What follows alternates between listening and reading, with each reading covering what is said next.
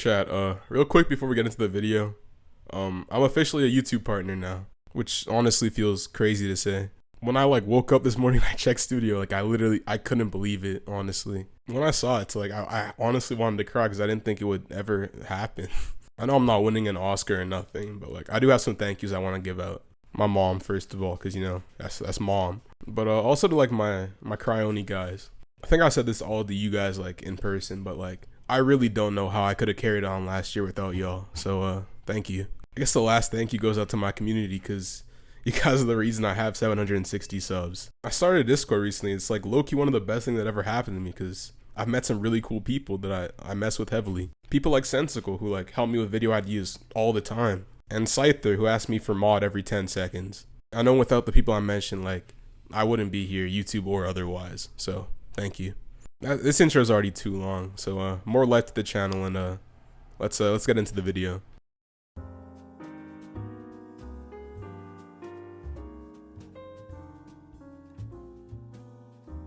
Chat, I don't know if y'all are familiar with the world of JoJo's Bizarre Adventure, but in the JoJo's community, we have ourselves a little meme called Araki Forgot. Now, essentially what Araki Forgot is the mangaka of JoJo tends to just forget about established things in his manga, to the point where people are just really confused. For example, Dio has ice powers in season 1, never uses them again, just like that. Today on this channel, I want to start a new series that I want to call Archmage Forgot, which is essentially just features in Deepwoken that the devs have completely forgotten about and are just totally neglected. And I promise you, there is a lot. I also want this series to involve the community, because y'all are my boys, y'all are my chat. So if you have any ideas of completely forgotten features in Deepwoken, join the Discord and tell me about them, or just comment them down below. And let's look at some forgotten features in Deepwoken. The first suggestion comes from Interrobert in my Discord, and he says the legendary boot. Now I'm gonna be so dead ass with you, chat. I haven't even thought about the legendary boot in over 2 years. Essentially, for those who don't know, the legendary boot is an item at Arisia that you talk to it and it tells you that there's requirements for it, but you don't meet those requirements. To this day, nobody actually knows what the requirements are or if requirements exist to put on the legendary boot. My theory has always been that there was never a requirement to begin with, chat. In my opinion, it was simply added there to be a joke item, to be oh, maybe we'll find the requirement one day, but the joke is there is no requirement. And if I'm being honest, chat, that's a damn shame. Even if the devs did want it to just be a gag item or a joke, I thought there's better ways this could have been executed. Imagine there was an Easter egg where if you got max reputation with every single faction and you became quote unquote worthy enough, you can finally put it on, and then the description is just it seemed legendary and it gives you +2 health. That would be pretty stupid, but it would also be very funny at the same time, and I would like that a hell of a lot more than just a boot that does nothing in game. The next forgotten Deepwoken feature is one from my friend Whopper, and Whopper mentioned fishing as a forgotten feature. And now that you think about it, when was the last time you heard about fishing in Deepwoken? Better yet, when was the last time you saw someone fish, period? I'm not gonna lie, fishing has always been fringe, but I feel it used to have a place. Back in verse 1, if you didn't have what it took to play the game like a human being, you could just kind of fish your way up. Fishing gave EXP, luck, and it also allowed the less gifted among us to obtain legendary weapons like Crypt and Curved Blades.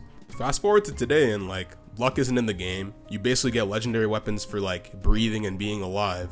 And yeah, no, there's no point in fishing. Literally any form of progressing is faster, and if you're really feeling for a legendary weapon, you'd be better off joining my Discord and winning one of my giveaways.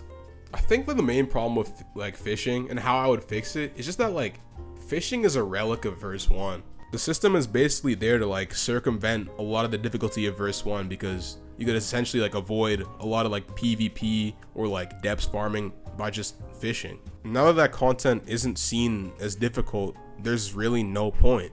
How I would fix fishing is to shift the resource incentive elsewhere. Maybe you can catch different fish and different fish award you different amounts of let's say points. And once you have these points, let's say you could talk to a fish enthusiast and turn in these points for actually useful items. Stuff like deep gems, weapons, cool stuff. If you really wanted to make this special, you could have for say 300 fishing points, you could trade it for a random legendary weapon.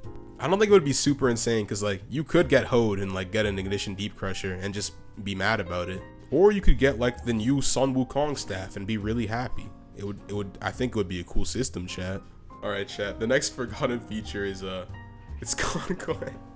I'm joking, of course. It's actually the Mama Jellyfish. Now this one, the devs didn't forget about this one, chat. They know about this one, but they're doing nothing. They're doing nothing about it, chat.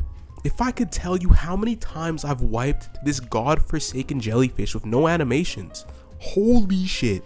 And it's like, if you're gonna make your mob do a bunch of damage and shoot jellyfish at you, can you at least like choreograph those attacks? Like, I feel like that's just common sense, chat. I don't even want to keep talking about this one because like it just pisses me off thinking about it. I can think of at least 2 separate occasions where we were promised a rework for this mob, and just like Conquest, I'm just convinced it's never coming. The final forgotten feature I want to talk about is the little gacha systems we have in game. I know a lot of y'all are familiar with like the gem gacha because that's what we used to use in verse 1 to get our little Dawn Fist rings. There's also like overworld gachas where you can exchange nodes for random rewards. I haven't used the node gacha in a while, but I can say for sure when it comes to the gem gacha, the rewards are a little bit archaic. There's rings, which were cool in verse 1, and some armor that's not great. Now obviously, like, I don't gotta tell you that gems aren't really the commodity that they used to be in verse 1. Like when I pop Chaser like a pinata, like out come like 50 gems. Like I'm not strapped for gems these days. But what I will say is that there's definitely like an upper limit on the amount of gems you actually need. Like once you get your monsters nice and gemmed up, like you're done. There's no real point in storing them since like you run layer 2 on every build anyway. And it kind of just leaves you in a position where like you have all these gems, and unless you want to sell them, there's not really much you can do with them. Now I, the unemployed person with 0 game deving experience, thought of an excellent solution for this problem. The gem gacha guy, whatever his name is, Jeremiah, get him out of there. We're replacing him with Steve. Jeremiah's a bum. Steve is Himmy. Steve goes between layer 2, layer 1, and he lives to tell a tale every time, which is why in his bag he has all kinds of treasures, chat. Treasures beyond your wildest comprehension. And Steve is a nice guy, so all he asks in return is some deep gems. So you hand Steve like, let's say 3 deep gems, and he reaches into his bag and he grabs something out of it. And then he hands you like Rosen's final stand, I don't fucking know, which is just like a railgun.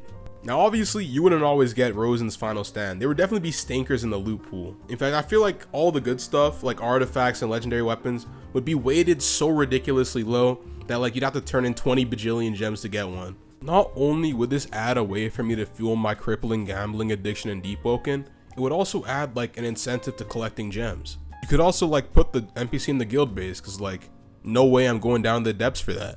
Not because it's not worth it, chat, but because I'm very lazy. I'm not gonna lie, I had a lot of fun recording this video, and I definitely do want to turn this into a regular series. So if you guys have any features that Archmage forgot about, make sure to leave them in the comments below, or better yet, join my Discord and tell me directly about them. I promise that I'm a pretty alright dude.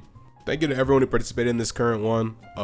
Make sure to like, comment, and subscribe. Road to 1K, and I'll see y'all later. Peace out, chat.